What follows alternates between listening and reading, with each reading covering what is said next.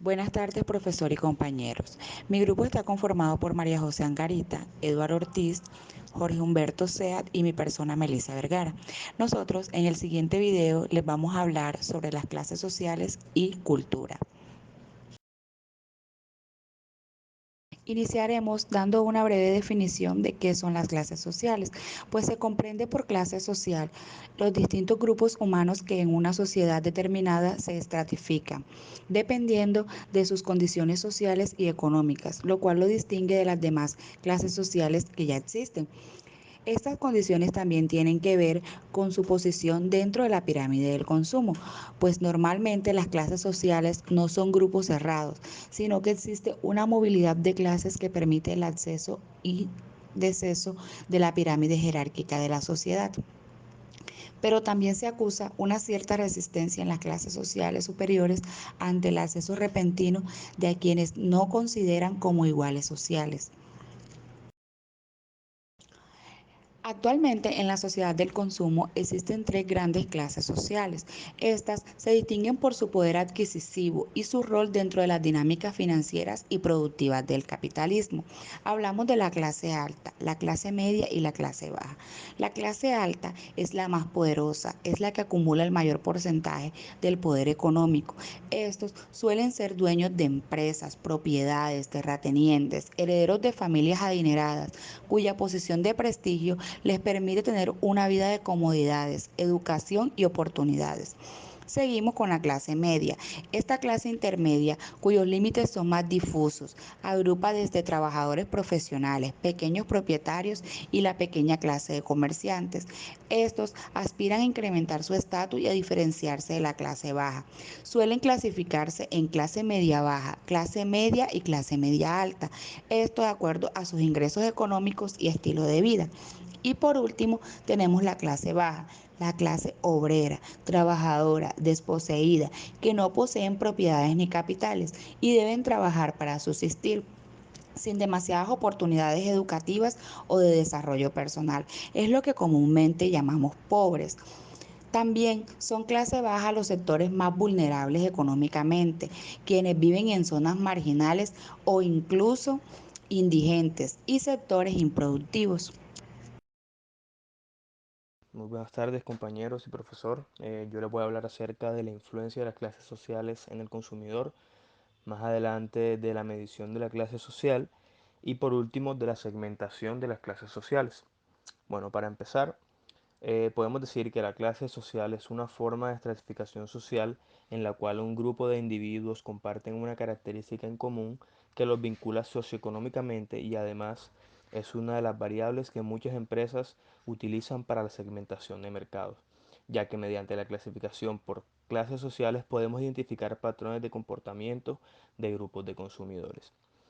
Todos los seres humanos pertenecemos a determinada clase social, lo cual está determinada por variables como profesión, ingresos, bienestar, educación y valores, y no por una sola.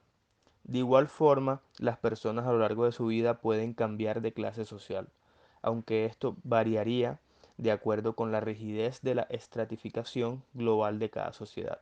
Esto influye grandemente en el consumo en todas partes del mundo. Bueno, ahora les hablaré de la medición de las clases sociales. Existen tres tipos: las mediciones subjetivas, las mediciones de reputación y las mediciones objetivas. Las mediciones subjetivas son aquellas que se pide a los individuos que estimen sus propias posiciones de clase social. Se basa en las percepciones propias o autoimagen. Refleja el sentido individual de pertenencia o de identificación con otros. A este sentido se le conoce como conciencia de clase. Como segundo tenemos las mediciones de reputación. Estas se les pide a algunos de la comunidad que juzguen la clase social de otros de la misma comunidad. Y por último, las objetivas, y no menos importante, son aquellas que consisten en variables demográficas o socioeconómicas. Las variables se miden por medio de cuestionarios sobre la gente, sus familias y sus lugares de residencia. Las variables más importantes para los mercadólogos son la ocupación, monto de ingreso, educación y factores geodemográficos, como lo son los códigos postales, entre otros. Bueno, ahora les hablaré de la segmentación de las clases sociales. Ya sabemos que está la clase social alta, media y baja. Yo les hablaré de esta segmentación, que está la clase alta alta, la clase alta baja, la clase media alta, la clase trabajadora y la clase baja. Vamos a empezar con la clase alta alta, que la cual tiene patrones de consumo muy diferentes a los de otras clases. No suelen poner objeciones al precio, pero tampoco compran con la intención de impresionar a la gente. La clase alta baja, su comportamiento se orienta fuertemente al consumo llamativo, es decir, demostrar riqueza y estatus a través del consumo de productos como automóviles caros, joyas, entre otros. La clase media alta es aquella que adquiere muchos más productos que las demás clases. Son personas exitosas en sus decisiones de compra y proyectan la imagen de prosperidad y logro. Tienden a la ostentación de su éxito en la vida. Se les considera como mercado de calidad, porque adquieren productos de alta calidad y muestran su buen gusto. El alto nivel educacional influye en su comportamiento de gasto. Por último, tenemos la clase trabajadora y la clase baja. La clase trabajadora es motivada por la búsqueda de la seguridad social, económica y física, la necesidad, el nivel de reconocimiento y respetabilidad del hombre común, el deseo de apoyo y cariño de las personas queridas, escapar de la carga pesada de labores domésticas y el impulso de decorar y embellecer su mundo. También tenemos la clase baja, que esta tiende a consumir los productos alimenticios y los de carácter duradero. Frecuentemente adquieren los modelos nuevos y más caros, pues se toman como inversión duradera. Su comportamiento se describe como un consumo compensatorio, pero también tratan de simular la buena vida y tienden a comprar por impulso. Cultura. Se llama cultura el modo de hacer las cosas propio de una comunidad humana, por lo general determinado por sus características singulares de tiempo, espacio y tradición. Así, al hablar de cultura, lo hacemos también de manera de ver la vida de una comunidad humana, su modo de pensarse a sí mismo, de comunicarse, de construir una sociedad y una serie de valores trascendentes que pueden ir desde la religión, la moral, las artes, el protocolo, la ley, la historia, la economía y un largo y variopinto, etcétera. Tipos de cultura. Según estrato social se habla de alta y baja cultura para referir respectivamente a la cultura de las clases privilegiadas y dominantes y la del vulgo y la tradición popular. Según uso de la escritura se puede hablar de culturas orales o agrafas, para aquellas que no conocen la escritura y dependen de la memorización para transmitir y conservar sus tradiciones, y de culturas letradas para aquellas que manejan la escritura y dependen de ella para hacerlo.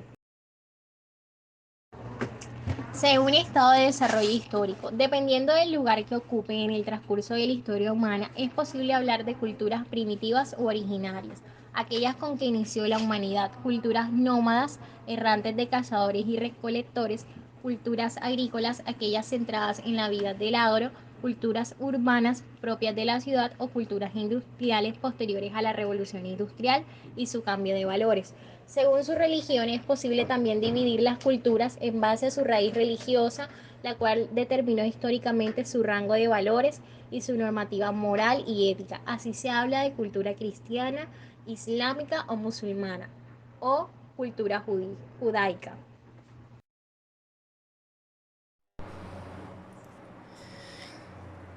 Los ciudadanos no consumen como sujetos aislados lo perteneciente a una determinada sociedad, a una cultura, a una clase social o a un grupo determina a gran medida la forma de comprar y consumir. Comenzaremos este capítulo centrándonos nuestra atención en la influencia de la cultura en los consumidores y por ende en su compra y consumo. La importancia de la cultura resulta evidente ya que por definición el consumo es cultura. La cultura se convierte de este modo en un modelador en los valores que comparten los consumidores que pertenecen a ella. Esto explicaría en gran medida las diferencias que en cuanto al consumo se producen entre sociedades que, aun teniendo un mismo nivel de desarrollo económico, mantienen diferencias en cuanto al significado atribuido a los productos, así como en su aceptación y su rechazo. Las personas no consumen de forma aislada sino que lo hacen inmersas en una sociedad que dota el significado de los consumos.